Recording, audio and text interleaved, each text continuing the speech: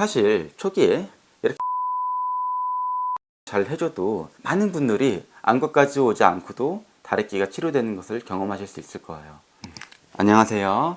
여러분의 눈 건강을 지켜주는 닥터아이TV 안과 전문의 신대환입니다. 오늘은 외래에서 정말 흔하게 마주치는 질환인 다래끼에 대해서 이야기를 해보려고 합니다. 아마 이 영상을 시청하시는 우리 구독자 여러분들께서는 한 번쯤은 눈꺼풀이 부어오르고 통증이 있어서 병원을 찾거나 아니면 다래끼 약을 따로 복용을 하신 적이 있을 것 같아요.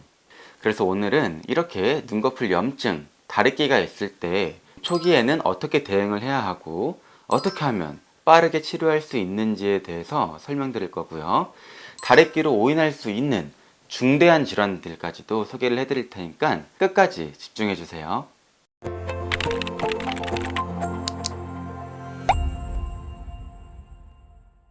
네, 다래끼는 그 원인과 형태, 위치에 따라서 종류를 구분을 할 수가 있는데요. 크게 세균에 감염이 돼서 부어오르면서 발생을 하는 일반적인 다래끼, 다른 말로는 맹립종, 이거랑 눈꺼풀의 이제 주 기름샘인 마이봄샘의 입구가 막히면서 그 분비물들이 축적이 되면서 염증 반응을 일으켜서 발생하는 산립종, 다른 말로는 콩다래끼가 있습니다. 먼저 우리가 흔히 알고 있는 다래끼 형태인 맹립종은 포도상 구균이라고 하는 세균이 눈꺼풀에 감염을 일으키면서 발생하게 되는데요. 그 때문에 대부분의 농양, 즉 고름을 동반을 하게 됩니다. 이런 맹립종은 주로 급성으로 나타나게 되고 하루 이틀 만에 이렇게 막 부풀어 오르면서 통증을 유발하기도 하고, 근데 이런 것들은 다행히도 특별한 치료를 하지 않더라도 4에서 5일이 경과하게 되면은 고름이 터지면서 통증을 비롯한 염증들이 좋아지는 그런 경우가 많습니다. 하지만 본인의 몸 컨디션이나 면역 상태 아니면은 세균에 감염된 범위나 그 깊이에 따라서 염증이 좋아지지 않고 주변 조직으로 퍼져서 눈 주위의 심부 조직의 전반적인 염증뿐만 아니라 전신적인 발열 및 오들오들 떨리는 그런 오한을 일으키는 봉화지겸을 일으키기도 합니다. 그렇기 때문에 다래끼 증상을 보이면서 외래에 내원하시게 되면은 항생제나 소염제를 따로 처방을 해서 감염이 번지지 않도록 조절을 해드리는 거예요. 다음으로는 콩다래끼에 대해서 말씀드릴 건데요. 콩다래끼는 아까 말씀드렸던 맹립종과 다르게 감염이 원인이 아니라 마이봄샘이라고 하는 그 피지샘, 그 기름샘이 막혀서 발생하는 염증 덩어리, 즉 유가종성 병변이에요. 콩다래끼가 생기기 전에는 보통 눈꺼풀이 가렵거나 아니면 전반적으로 살짝 부으면서 약한 통증이 느껴지는 경우도 있고 약간 눈이 무겁다고 느껴지는 그런 경우도 있어요. 또 어떤 분들은 이물감으로 초기 증상을 겪으시는 분들도 있고요. 근데 그러다가 하루 이틀 정도가 경과를 하게 되면서 눈꺼풀 안쪽으로 동그랗고 단단한 콩 모양의 경계가 형성이 되면서 전형적인 콩다래끼의 형태로 진행을 하게 되는 거예요. 이런 콩다래끼 역시 눈 안쪽으로 터지면서 내부 분비물이 배출이 되거나 아니면 수주에서 수개월에 걸쳐서 서서히 저절로 흡수가 되면서 좋아지는 경우가 꽤나 일반적인 경과입니다.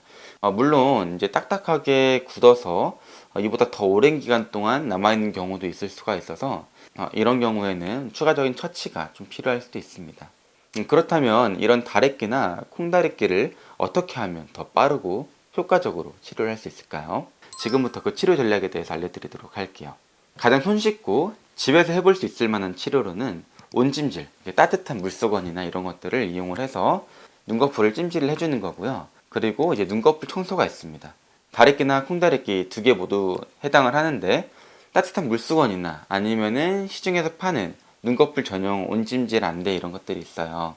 이런 것들을 하루에 이제 2, 3회 정도, 한 번 할 때는 10분에서 15분 정도 매일매일 눈꺼풀을 이렇게 따뜻하게 찜질을 해주면은 고름덩어리나 그 안쪽에 축적되어 있던 그 기름덩어리들이 배출되는데 더 효과적으로 작용을 할 수가 있고요. 그러면서 눈꺼풀 주위의 염증을 안정화시켜주면서 다래끼를 진정시켜주는데 매우 탁월한 효과가 있습니다. 그때 이제 주의해야 될 것은 손위생을 철저히 해야 되고, 그리고 찜질하는 도구 역시 깨끗하게 위생적으로 유지를 하면서 사용하는 것이 중요하고요.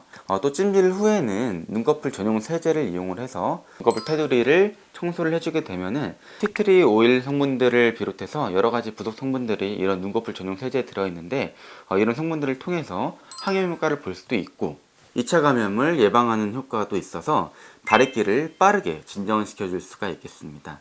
사실 초기에 이렇게 온찜질과 눈꺼풀 위생만 잘 해줘도 많은 분들이 안과까지 오지 않고도 다래끼가 치료되는 것을 경험하실 수 있을 거예요. 하지만 이렇게 마냥 기다리시기가 불안하거나 아니면 이런 방법으로도 다래끼가 호전되지 않는 분들은 당연히 안과에 오셔서 치료를 받으셔야 되겠죠. 그렇게 안과에 오시면은 또 여러 가지 치료를 받을 수가 있는데, 대표적인 치료 방법으로는 항생제 복용이 있어요.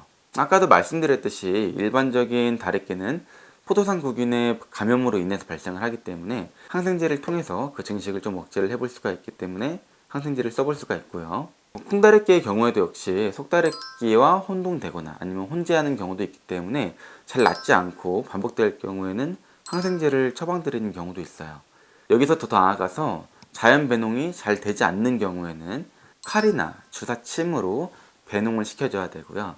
염증이 진행을 해서 유가종이라고 하는 염증 세포 덩어리가 다래끼 내부에 있는 경우에는 큐렛이나 이런 긁어내는 도구를 이용을 해서 내부 덩어리를 긁어내줘야 치료 후에도 재발을 잘 하지 않고 깔끔하게 나을 수가 있겠습니다.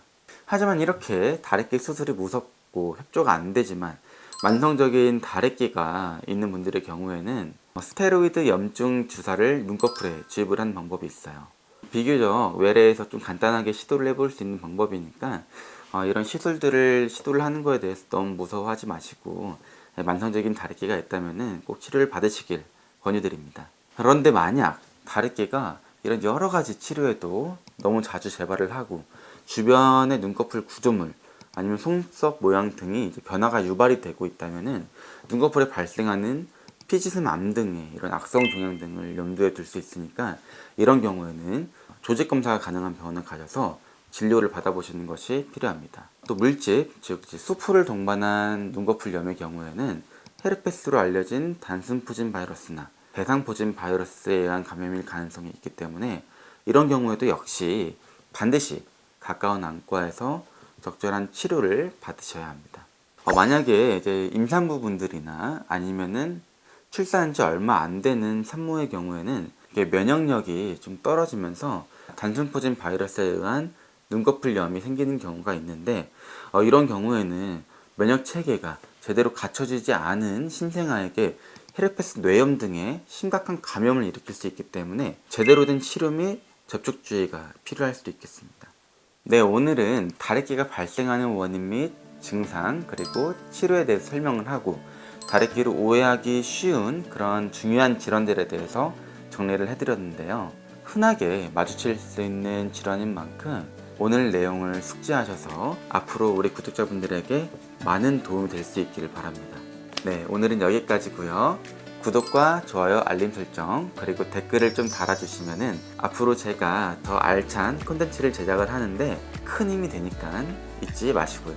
그럼 오늘도 더 건강한 하루 되시고요. 다음에 또 뵙겠습니다. 안녕.